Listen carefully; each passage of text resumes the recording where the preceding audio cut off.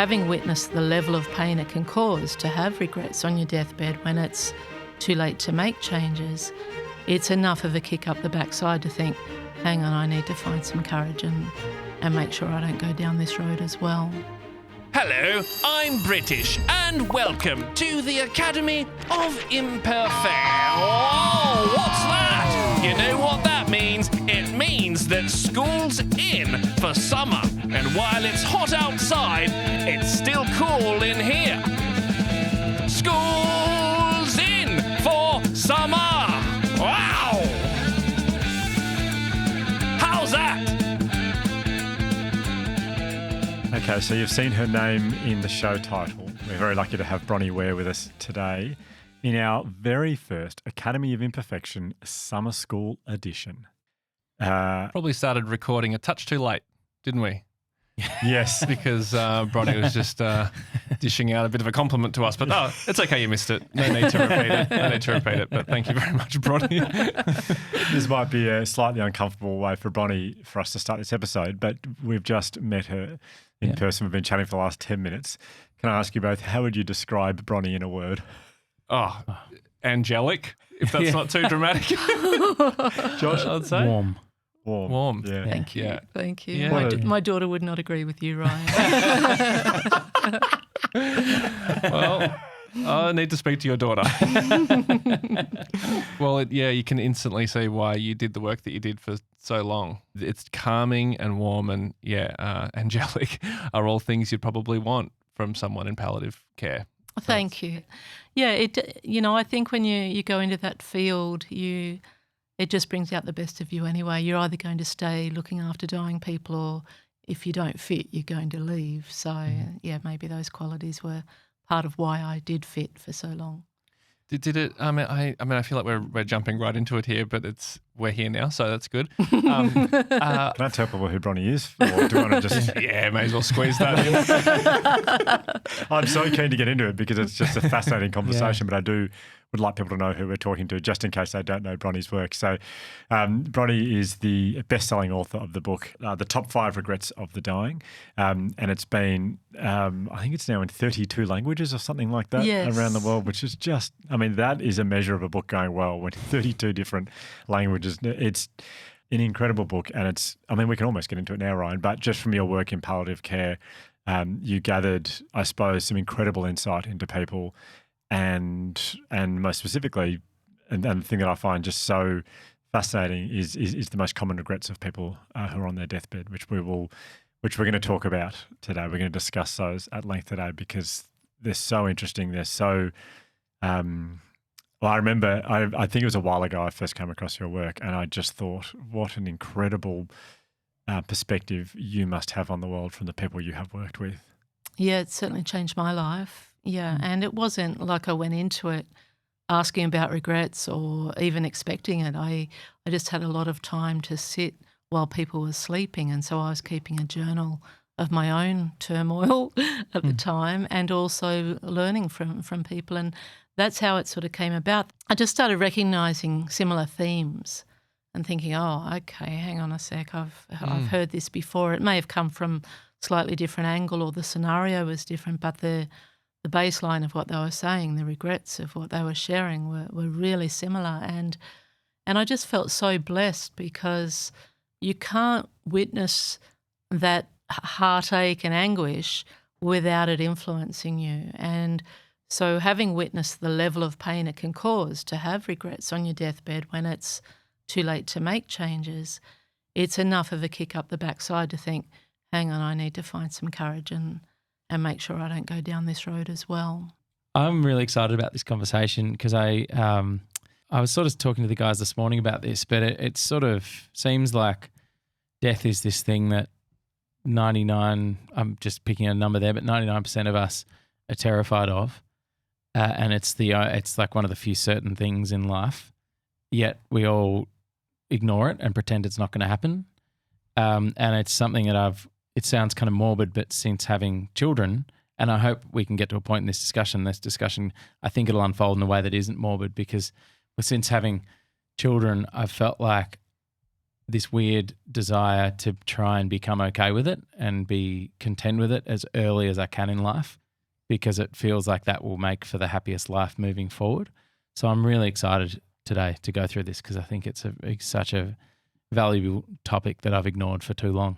Well, you're not alone. You're right. It's probably 99% of people, and it's a cultural thing as well. I think that we just deny it, and it's a guarantee it's going to happen. Whereas once you can consider it and really contemplate it as a reality, which it is for all of us, then you can sort of use it as a tool for living, like use death as a tool for living in the sense of recognising that time is sacred and that you don't have forever to do the things you want to do. And especially, like you say, when you're a parent, it makes you want to show up. It brings out the best and worst of us, doesn't it, being a parent, you know? Yeah. So it makes you want to show up and really be the best you can be for your kids. Yeah. And so when you do realise that your time is sacred, you don't waste as much time. Yeah, it's the wasting time I've always been. Oh, the idea of, that gets more and worse the older I get, the idea of wasted time. When you think about how much I've wasted thus far, the pressure's on. Yeah, well, like Paul Kelly said in that song, I've wasted time. Now time is wasting me. Oh, good. That is a good lyric. Yeah, it's a great lyric. Yeah. I'm just so interested to know what it's like when you are working with someone in that capacity, when someone comes into palliative care and you're, I guess, responsible for them and you're working with them. What does it feel like from both sides? So for you, what does it feel like? But then what do you think it feels like for them to be introduced to this person who is going to be nursing them through the last part of their life? Well, I think for them it's probably a relief that they've got someone who's warm and kind and gentle. The people I looked after were in a position where they could go home to die. So I did do some shifts in hospices and that sort of thing, but most of my clients were people who were hiring a carer at home. Okay. So they had their diagnosis, they'd had all the treatment they could, and then they were going home basically to die. Cool. In my early years, I was there for 8 years looking after dying people. But in my early years, I just went in as a live-in carer and I'd never even seen a dying person or a dead body. I guess I was working for an agency, so I always had someone I could ring up for help. And also I was only the carer, so there was the palliative care doctor would come in once a week or something like that. The community nurse would come in and they would make all the big decisions. So my role really was just to be a listener, to make them comfortable, to shower them if they could get into the shower or to wash them in bed, feed them if they were still eating. Sometimes it got down to half a grape or something like that. So the responsibility wasn't all mine. And I think for me, I just treated everybody as I would my grandmother because I had a really close relationship with my gran. And so I just showed up with as much love and affection and listening as possible. And though I will say that the very first time I found out that my client was dying, when I'd gone in as a living carer to avoid rent and mortgage and to help my songwriting career back then, fellow songwriter. And I just didn't want any overheads, and that's why I went into it. I also didn't want to wear high heels and stockings in the banking industry anymore, which is where I'd come from. And so I didn't actually go into it consciously into palliative care. I went in as a carer because I wanted a job with heart where I could just be myself. And so when my first patient was then diagnosed with terminal illness, it was a real shock to me, and that was scary then.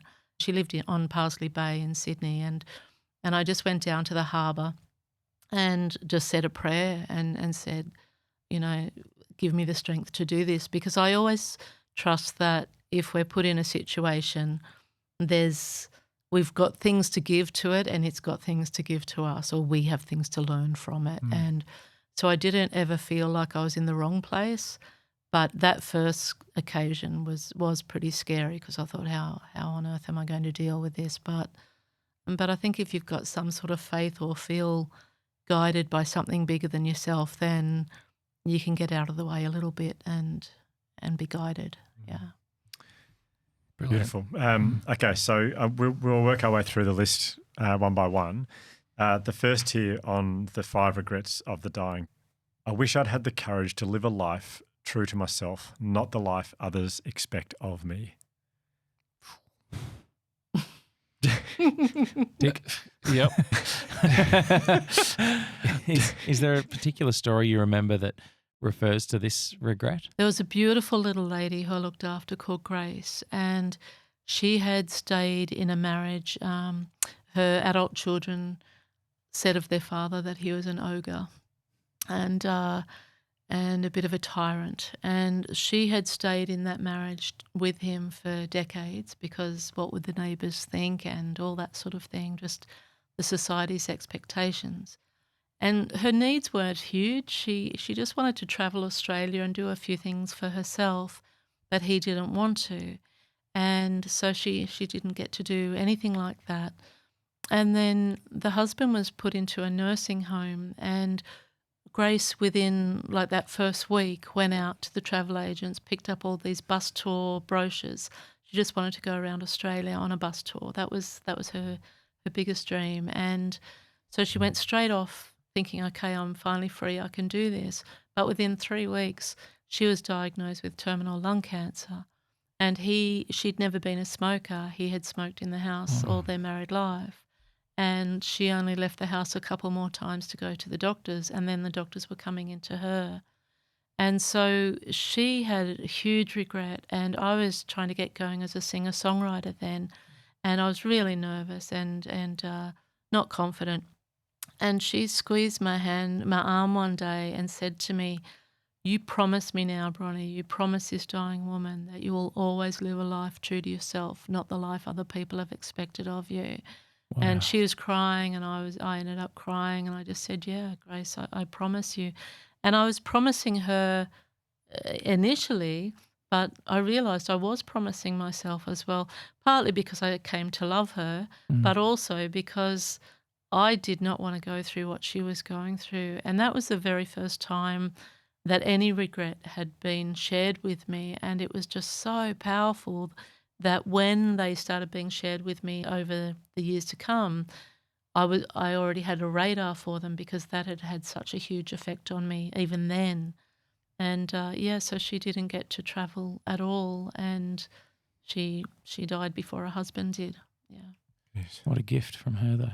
Yeah, I know. And then I was at my album launch, and her adult children came along. Oh, and really? Really? Oh, cheered that's me on. brilliant. Yeah, they're a really beautiful family. Yeah. Oh, that's wonderful. Yeah. To me, that regret says a lot about expectation. And even hearing your story from before, Bronnie,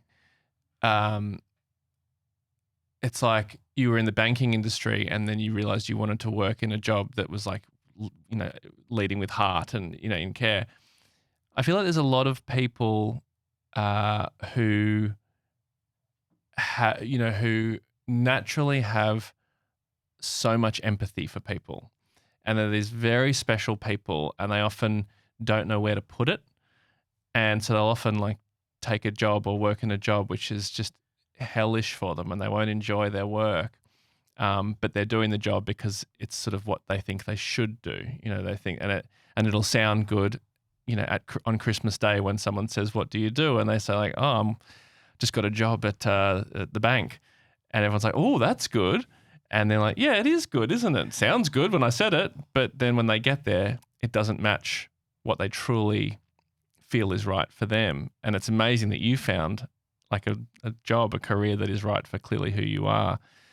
But I think that takes quite a long time, if at all. I guess a lot of people, that's probably why it's a regret for so many people who are dying, is that you never find that thing. Well, a lot of that hesitation and feeling like you can't do it, or a lot of the permission you've got to give yourself, is again based on that regret of living the life expected of you rather than the life you actually want to be living. Yep. And we don't all live to retirement. I have friends who have died in their 40s and 30s and 50s. And, one of my friends, he was a singer-songwriter, and he got in touch with me one day and said, I've just been diagnosed with cancer and I've always wanted to write songs with you. when I get through this, I really want to write a song with you. And I said, yeah, that sounds beautiful. I'd never co-written with anyone else. And he'd been diagnosed 3 weeks earlier. 3 weeks later, he was dead. Oh. And I think he was 44, two teenage boys, beautiful guy. But I think that we often don't make the changes until it's painful enough, till the pain is bigger than the pull forward, and, to get away from the pain rather than pull yourself forward to what you like. It's so true. Yeah. But also there's a Buddhist quote that your life's work is your life's work. And so it can take most of your life to work out what your life's work is. Your life's work is your life's work. Can you? I'm going to pretend I understand what you mean, but can you, just in case I don't, can you? Yeah. So we can think, okay, my job was in banking or whatever, and I've now worked in palliative care. I now am an author, but our life's work is to realise our potential.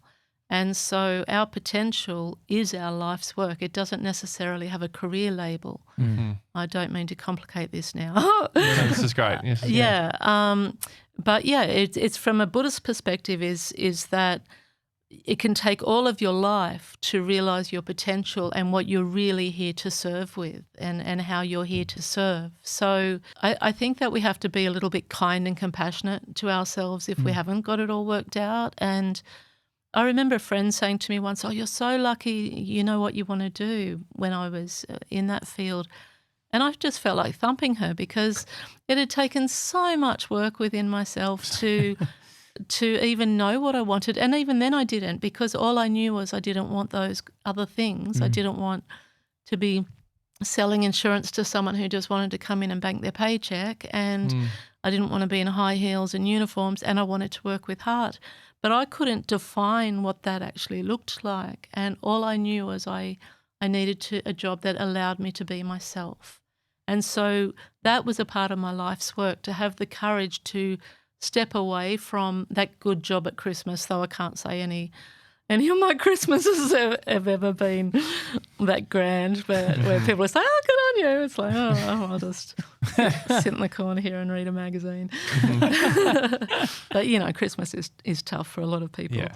So, I think that your life's work is actually just realising what you don't want, and getting that amount of courage to leave a good career behind was part of my life's work. Yeah. The word that really stands out to me there is courage. I wish I had the courage to live a life true to myself, sort of suggesting that the people who are on their deathbed had an idea of what they wish their life had looked like, but they were never brave enough to take steps to actually chase that. Everyone listening will be thinking, I guess, about examples from their life. Mine will sound very trivial, but the one I've realised in the last few years, living a life true to myself, is as I don't really drink alcohol anymore. But I always did, because it was just at every social function, every dinner, everything.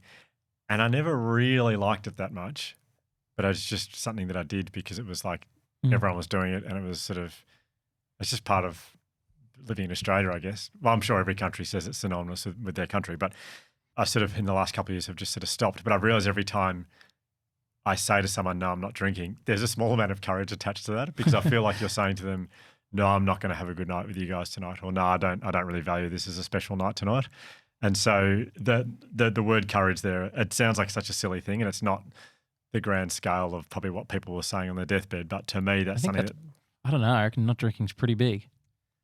Yeah, and it's a sense of belonging as well, belonging and acceptance. So it's quite primal in a way. But I think all of it comes down, any of us who are living how other people expect us to, and we all start off that way because we don't know any different from the moulding of our childhood, that any of us who are doing that, we risk losing a sense of belonging when we step out onto a different path. And the good part of that is that you then attract people that fit that new version of yourself.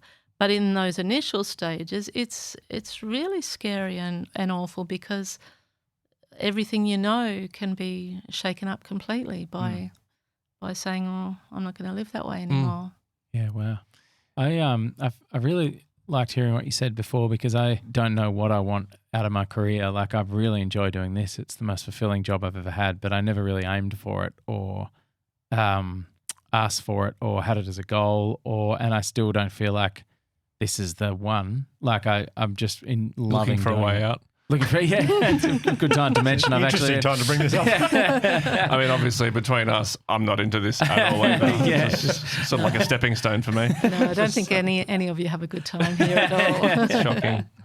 But I've certainly known the feeling of not enjoying the job I had at the time. There's a sort of societal norm of like, if you just got to work out what you want to do, and then you'll never work a day in your life, that kind of idea. And I think that's really hard for people who don't know what they want to do. And I guess I just want to acknowledge that I don't really know what I want to do, but I'm sort of working it out as I go and just trying to follow what feels really good. And at the moment, this feels perfect.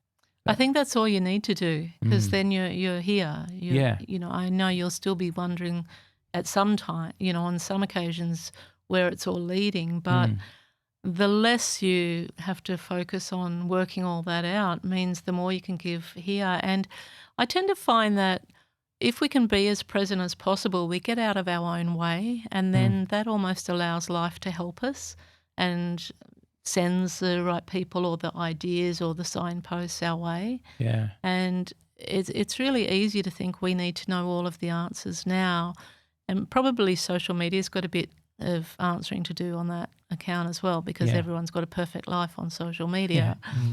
And all these people have done this and made this amount of money in this short time. But the reality is that the majority of us are just doing the best we can as who we are on the day. And I think that's enough. Yeah. I think that's enough, because any of us can be dead tomorrow. And when you do use death as a tool for living, it's not like you don't make plans and have dreams and everything else, but you try and recognise the sacredness of every day and every experience. And so if you're happy doing this now, that's enough for now. That's enough. Yeah. Okay, so number 2 on the list of the 5 regrets of the dying. Number 2. Yeah, that's right. We're talking about all that. We have a format here. Let's not break it and have conversation, for crying out loud. Number 2, I wish I hadn't worked so hard.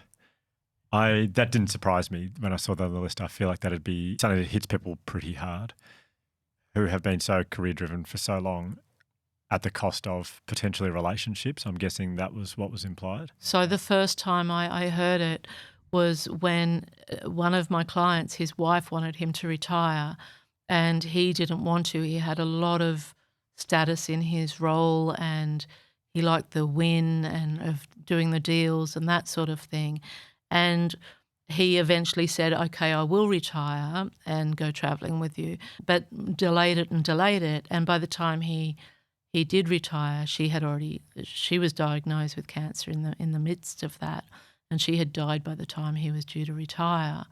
And so he had made work his whole identity, and that was the conversation that just unfolded because of that. We were just sitting outside, and I mean, it was over quite a few conversations, but the very first time was when we're just sitting outside watching the sunset, and we had blankets over us. It was quite a chilly night, and he just kept sighing. And I said, "What's going on?" And he just said, "I wish I didn't work so hard."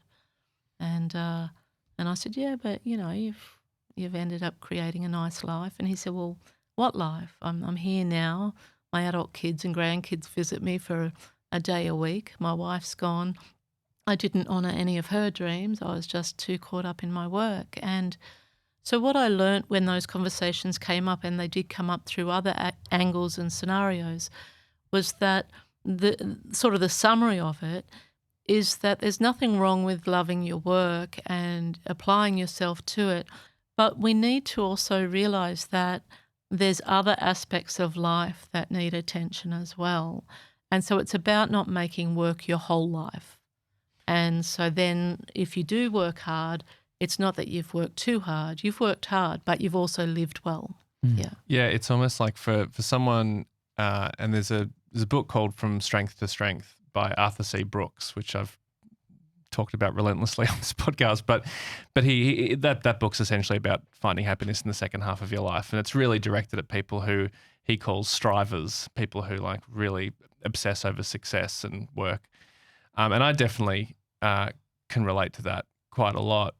And I've thought about it a hell of a lot. And one of the things I think the reason that so many of us do prioritize work over relationships, even when we discover that relationships are the things that will ultimately make us happier, is that, I mean, this is going to sound really brutal. So for work, so when you're working really hard, there are very clear things that you're working towards. They're rewards that you're hoping to get, whether it be money or things or promotions or status or whatever it is. Whereas relationships, no matter how much we love someone and love spending time with them, there's often no material reward for having a good relationship. So I think it's when people are weighing up one or the other, it's like, do I go on the weekend away or do I work through the weekend? There's a deadline attached to the work, and with the relationship and the going away with your partner, it's like, well, I know that will be nice. That's a nicer thing to do and that's the right thing to do, but what do I really get from that? And I think, and you don't, and clearly, according to your list, it's like we don't realize that until it's way too late, often, until you can kind of like look back and go like, oh, that I should have been prioritizing the relationship because now I can feel what I've missed out on. But when you're in the thick of it, I feel like that's a big part of it. It's the what am I getting from it? Yeah, it's possible just because it's got a clearer objective. Yeah. And so it's more obvious why you're doing something. But then if the relationship falls apart, you may not make that professional objective anyway. Yeah. Yeah, well, the that's relationship can support everything else, on so many levels. But I'd say that's why. And I'm sure you're not alone there, Ryan. Yeah. Like I'm just like, I'm terrified of the possibility where it's like when I'm on my deathbed, I'll be like sitting there with my loved ones, like this is important, like relationships are important. And then I'll get like an email from someone saying, can you do a self-tape audition today? And I'll be like, ooh, that would be good. It would be good to put my hat in the ring for that. Never too late. Do you think in obviously it's going to be different for everyone, but in that specific case, it's interesting how he was quite alone as far as his wife was no longer around and his kids weren't visiting as much as I'm sure he would have liked. But that's probably the reality of what it's like. When he says that he felt like he worked too much, do you think it's that he didn't have, because he was always going to be alone at that point, do you think it's that he didn't have the memories of the connections throughout life or the connection at the time of end of life? Yeah, I think that's a really good observation. I think it's that he didn't have the memories all the way through because he'd missed his children growing up. He'd always been at work. He hadn't been a sports dad. That was something that he mentioned. He wished he hadn't have handed all the parenting over to his wife. And I mean, this was a different generation as well. Dads are a lot more hands-on now than they were back then.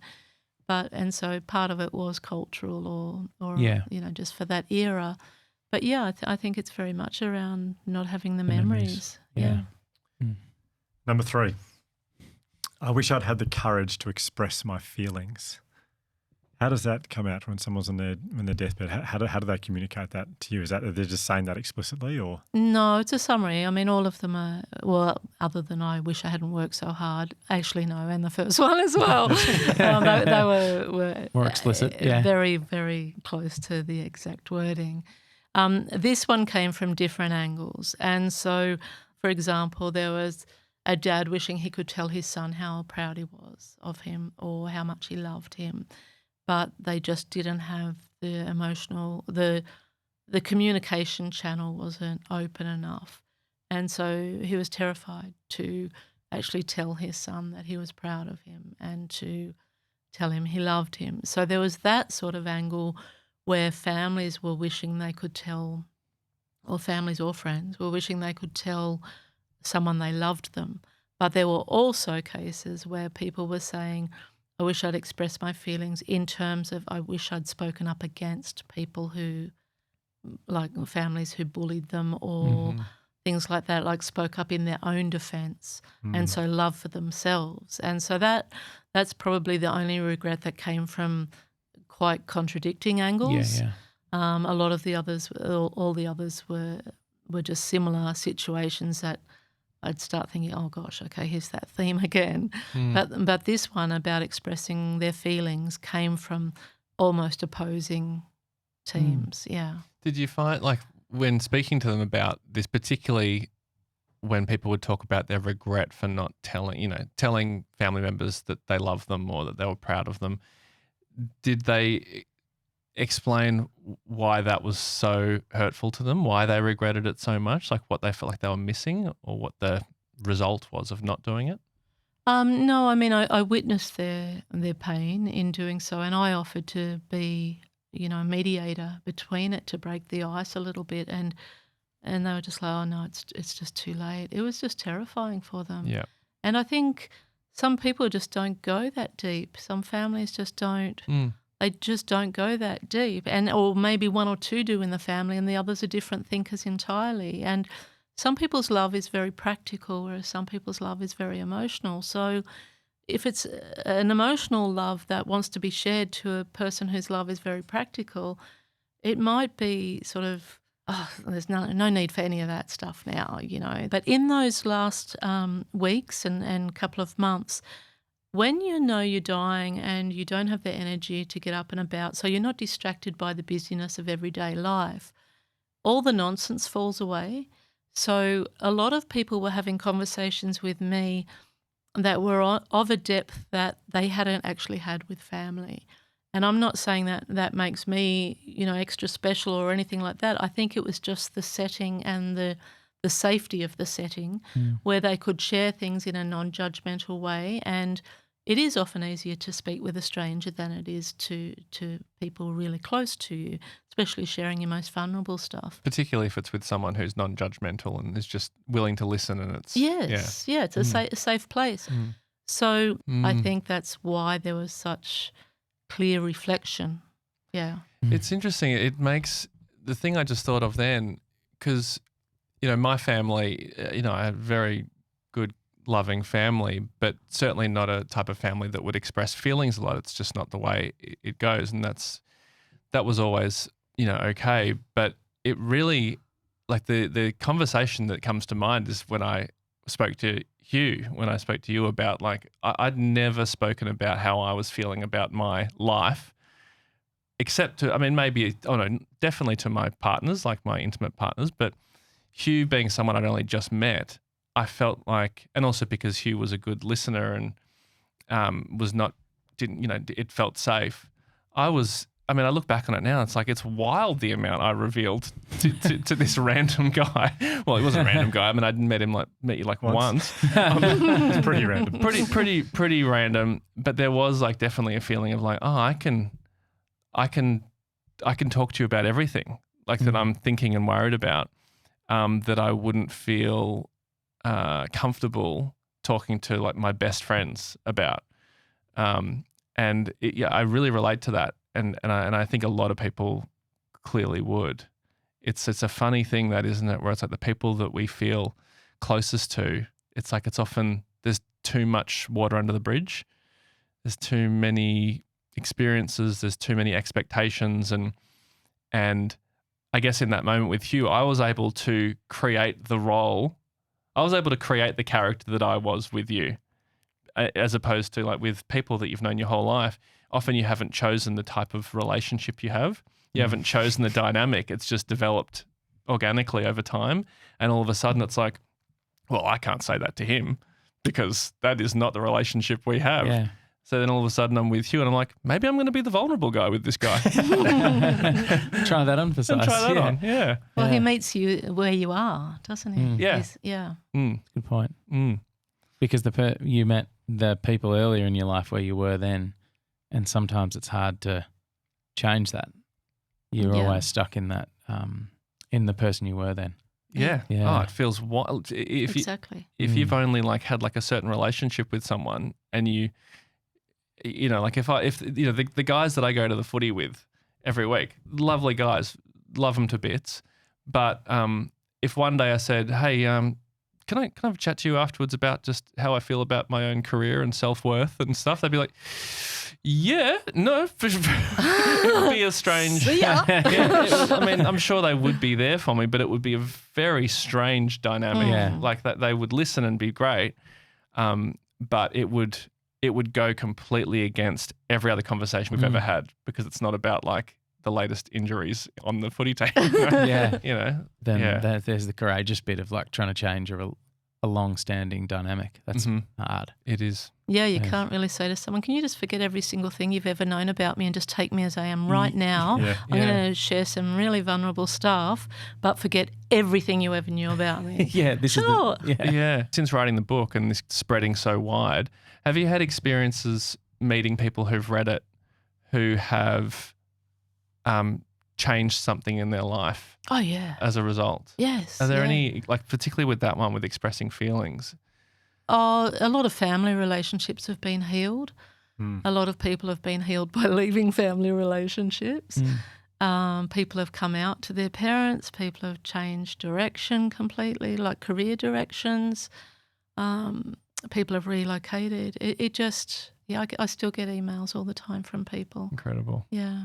There's an analogy that's come into my head that we could cut out if this doesn't work, but it kind of feels a bit like in the traditional sort of US presidential election thing, you've got 2 terms, and they often say that like in the second term, if a president has gotten 2 terms, they often will get a lot more done and be a lot more because they can't get reelected at the end of it. Kind of feels like on some of these conversations you're having are the people who like, well, I can't get reelected. There's nothing after this, so I may as well go for it. And I feel like it's it's hard though to do this stuff earlier in life when you can get reelected.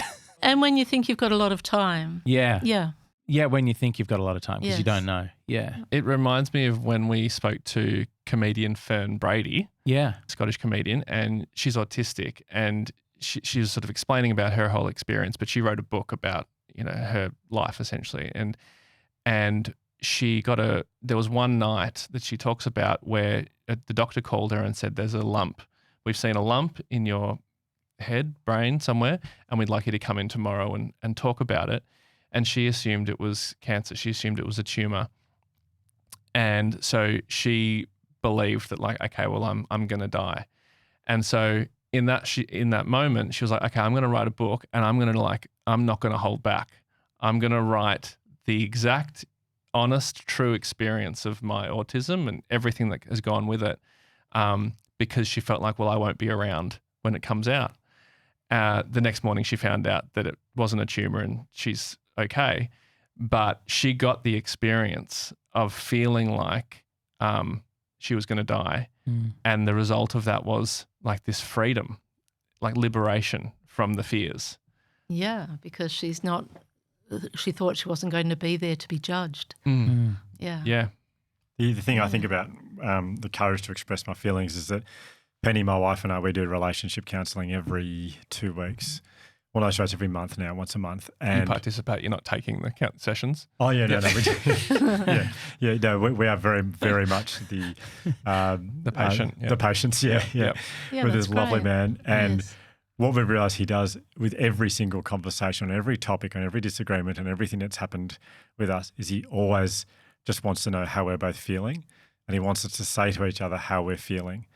And so often we'll go, no, but then this happened, and it's almost like we're trying to win the argument still. And he says, yeah, I heard that, but I want to know how did that make you feel? When Hugh did that, how did it make you feel? And it's, we cannot go into the next thing until we've both said to each other. And he always says, he'll say to Penny, how did you feel when Hugh got home late and you were with the kids by yourself for dinner when he said he'd be home? And she'll say, I felt, this is hypothetical, although it's not really. Doesn't sound very it's actually not. hypothetical. Semi-hypothetical. Yeah. She'll say, I just felt really let down. I felt like what I was doing wasn't important, and I felt like he'd prioritise himself over me with what I was trying to do with the kids. Hypothetically. Yeah, hypothetically. And then he'll say, okay, well, can you say that to Hugh? And then she'll say, well, I said it. And he said, no, I need you to turn to Hugh and say how it made you feel. And then we'd look at each other and we always get the Doc, giggles. don't make me do it. It's lame. We always get the giggles doing it. But it's such an important part of his therapeutic process is getting us to say exactly how we feel. And when you hear how the other person feels, it takes all the point winning, all the I'm right, you're wrong away from it. And it's just you're dealing with how that person feels, and you can't really argue with that. And you don't want to argue with that. You don't want to get one up on that. You just it changes that dynamics completely. We've been with this guy for over a year now, and I still catch myself during the session going, oh yeah, he's trying to make us say how we feel. But it takes courage. It's really hard. Even with the closest person in your life, yeah. We've been together for nearly 10 years. It's really hard to turn to the person you love most in your life and say, I felt this. It's so hard. So the word courage, again, really works there. Yeah, courage can become a superpower, but it's also a muscle, and the more you use it, the more courageous you become. So it's a practice. Yeah. Okay, so the next one, number 4. Oh, this is I love this one. I wish I had stayed in touch with my friends. I think about, in my teenage years, 2 of my best friends at school, guys called Pato and Colo. They were their nicknames, obviously. And we, why do you find that funny? Oh, I just can imagine that maybe there would be certain people who'd be like, we're going to call him Pato. Christian name.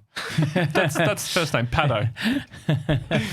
So Pato and Colo, and we love sports so much, and that was our connection with sport, specifically cricket and football. And we would play after school. We'd race back to one of the guys' houses, and we'd play what we called street cricket outside his house for hours until it was dark. Then we'd catch the tram home.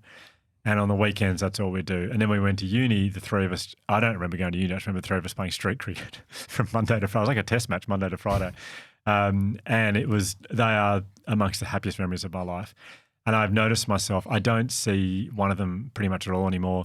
The other one, we're in touch a fair bit, but we don't get to see each other much. We've both got 3 kids, and that's why, 3 young kids. But I have felt this huge urge recently to play street cricket with them again. I think about it a lot. I drove past in fact, one of the guys, he actually drove down the street where he took a photo of it and sent it to the 2 of us and said, we need to play again. I said, yeah, absolutely.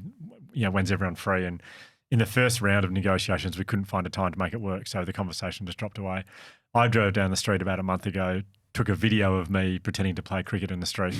So it was a few awkward takes with people driving past, watching me, a 43-year-old man pretend to play cricket by himself. And then I sent it off and said, we need to make this happen. And again, we tried to find a time, couldn't, and it's just dropped away. I've been thinking about that so much and how much I want to make that work, because for some reason, if I was on my deathbed all of a sudden, those 2 would be very front and centre in my mind, of people as in, I wish in my adult years I just spent more time with those 2. And I think about it so much. Yeah, I mean, in that case, you're all wanting it, and that is part of the regret, is just not making the time and not making it a priority. And so I think it just is a case of making the time and making it a priority. And so a lot of the people who I looked after, they had genuinely lost touch and couldn't find. They were going back through the white pages and trying to find people and tracking down relatives and that sort of thing. And I helped some of them, and there was success sometimes, but there wasn't always success. Some people had already died, or they just couldn't be found. But in this day and age that we're all living in now, it is really easy to find someone. You can generally find someone. But the difference between that message, that text message, catching up, or even like a real life phone call, is better than a text message. Yeah, if I we're in this world now where we are so aware of what our friends are doing a lot of the time without even speaking to them. Like, you can kind of get there's like a perception, or it's like almost like a trick that you are staying in touch with someone because you can see their life so intimately, to the extent where you'll catch up with someone, you haven't seen them for years, but you'll know so much. So they'll go like, so we got married. Yeah, I saw that. And we took the kids to Queensland. Yeah, no, I saw that you went. Yeah, that looked great. Yep, great. So okay, anything else I can do? Yeah. It's just like this. We all kind of know, and maybe there's a trick in that where we kind of feel like that we are in touch with people when we actually aren't getting the rewards from the relationship. Yeah, and when you're dying, I mean, you want people to bring some joy into your world. And that was why this regret came up a lot, because families are already grieving for their loved one, and friends would come in and be like a breath of fresh air because they'd reminisce about fun memories that had nothing to do with the adult children who were there or whatever. But in that case, Ryan, if even though we can, and you're spot on, like we can absolutely say, yeah, I saw that, oh yeah. But if you saw them in real life and caught up in real life, or actually gave a couple of hours for a real life conversation on the phone, then there are going to be conversations shared that would not be shared through a shorter interaction. Definitely. And that's the glue that holds the friendships together. And all of us get busy, and all of us, our lives do evolve, and some friends do drop off. But I think that the friends that mean the most to us, it's just really lovely to treat them with the value that they're worth to us, and for them to know that they're valued. And then if our lives fall apart, they are there and we are there for them. Yeah. Yeah, I feel every time I catch up with someone and I'm spending time with them and we're laughing and we're, rekindling that little spark that is the reason that we're friends. There's nothing better. There's really nothing better. It's amazing. I do tend to think that there's no substitute for time spent around people like each other. I feel like as an example, like if you're in a workplace and you spend all this time around people and you have your people that you're friends with at work and you really enjoy their company and the shorthand develops and you're like, this person's great. Then you move jobs and you don't see them as much and that friendship kind of drops away, and then suddenly the people at the new place you work are like, these are the greatest people. And to me it feels like just there's no substitute for that time spent around each other with no purpose or goal about the friendship, if that makes sense. Yeah, winning a gold logie would be pretty good though. yeah, that's true. I haven't done it, but I can imagine that would go pretty close. That is probably apart from winning a gold logie. Yeah. No, I think that's really well said. No substitute for it. I think it's very underrated. Yeah. Yeah. And just that accumulation of time around people. Yeah. Yeah, well said. Yeah. I can only imagine that people who have chosen to listen to this episode may be in a situation where someone close to them is dying or in palliative care. Is there any wisdom, I guess, you can share for them, the carer, I guess, in the situation, or the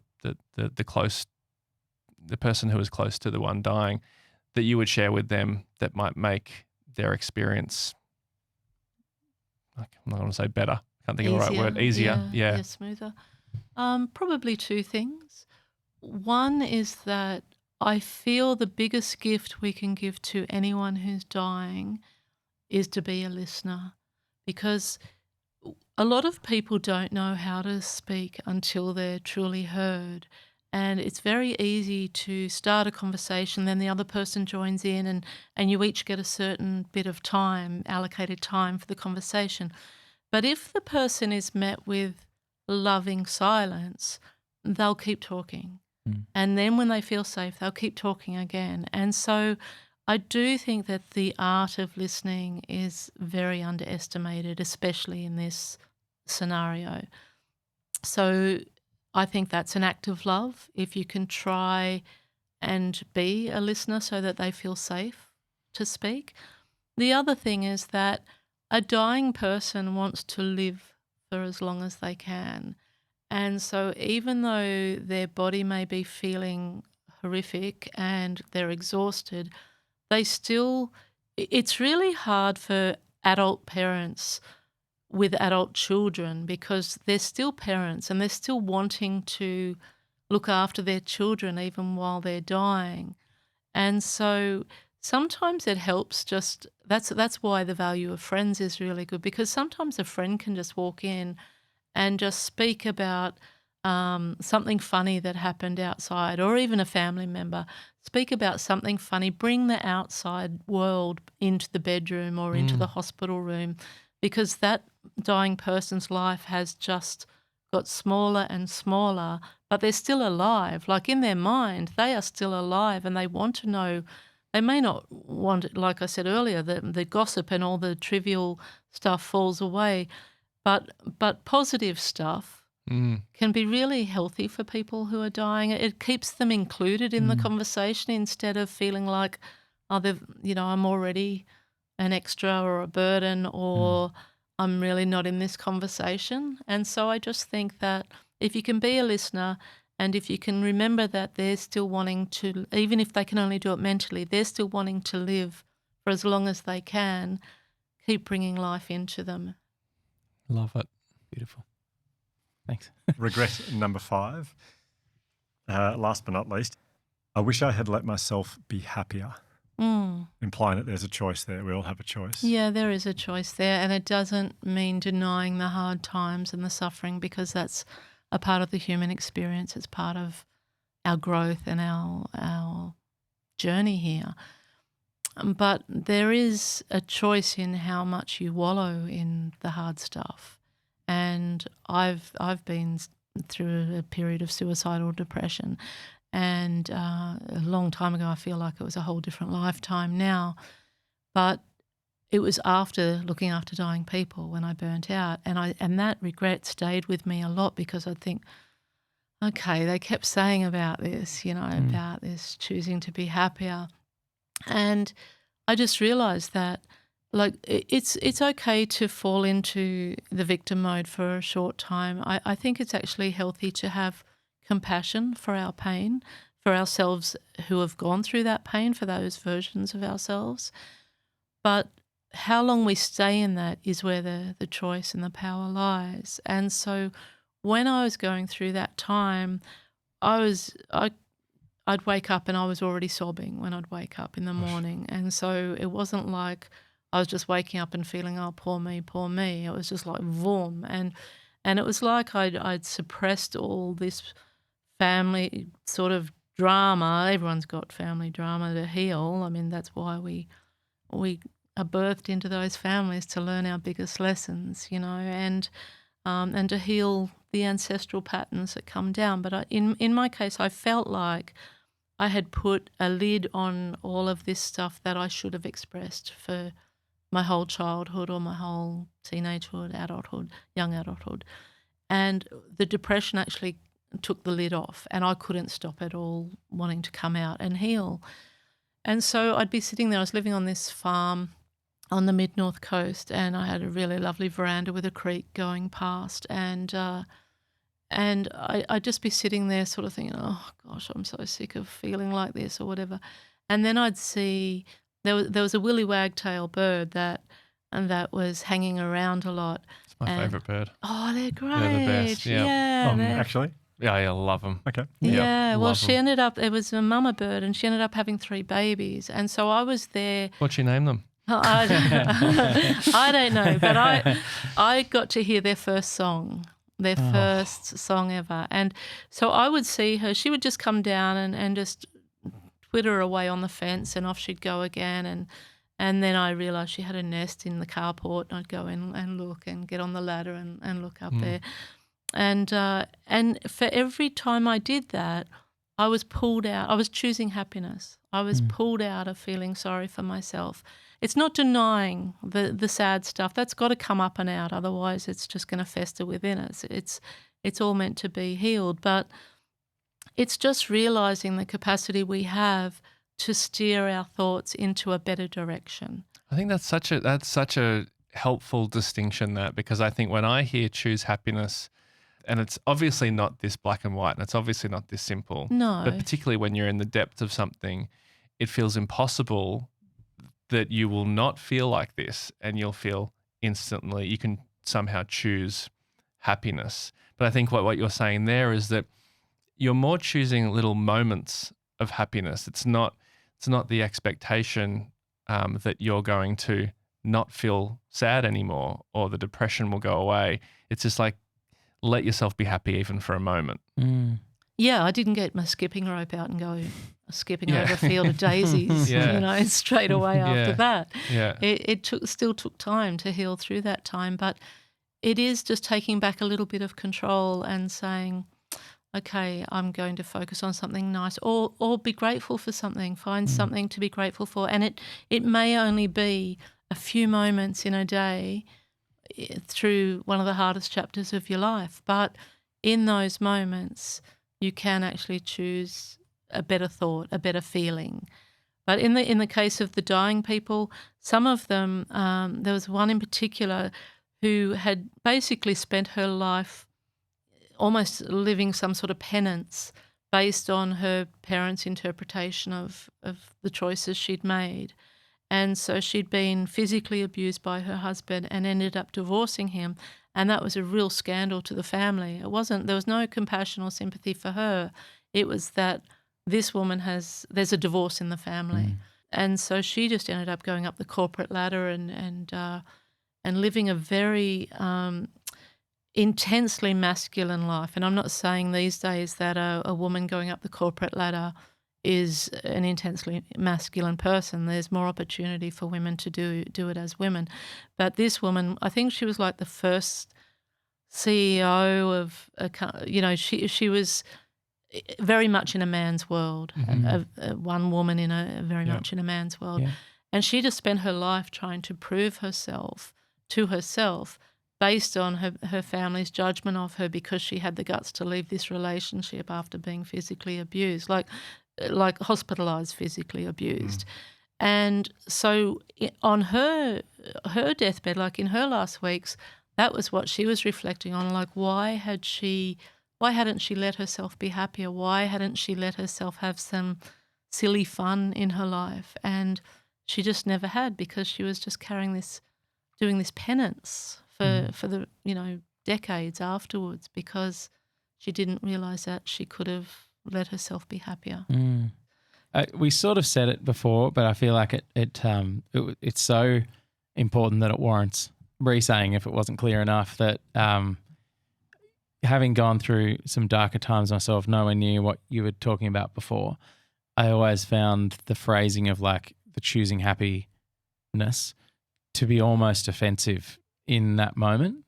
But the way it was talked about before, of just allowing yourself a tiny moment in a day to enjoy some kind of happiness, even if it's a couple of seconds from those birds, I think is so powerful as a beginning, like a tiny little glimpse of light.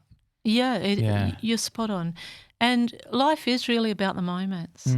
We can work towards these big things in life, but they're probably only 5 or 6 in a lifetime.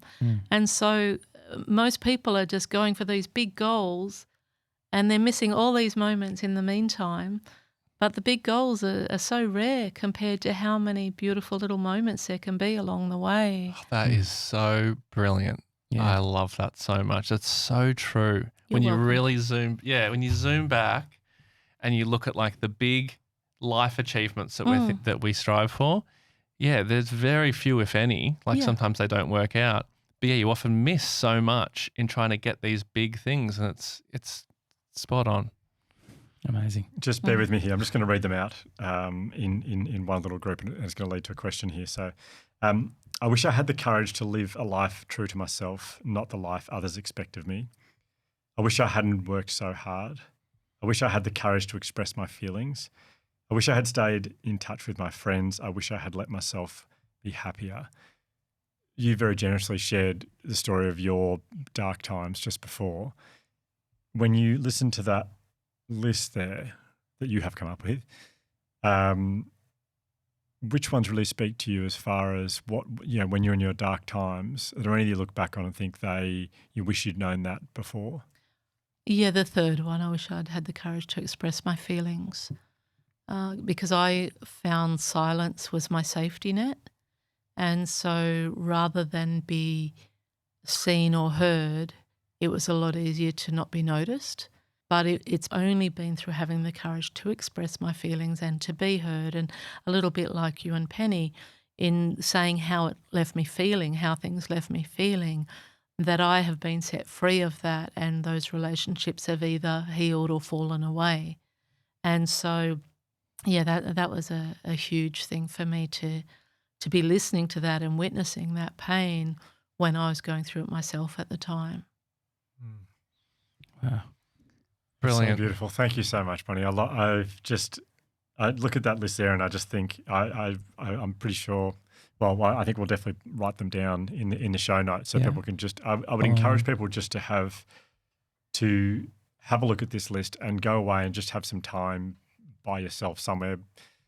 Probably best to do in nature. I don't know, but just find yourself somewhere and just look at them and just think about your life, all the things you'd like to learn from this list, and to learn more about living and the way you could live a fulfilling life. There's something I want to bring up. Are you about to close there?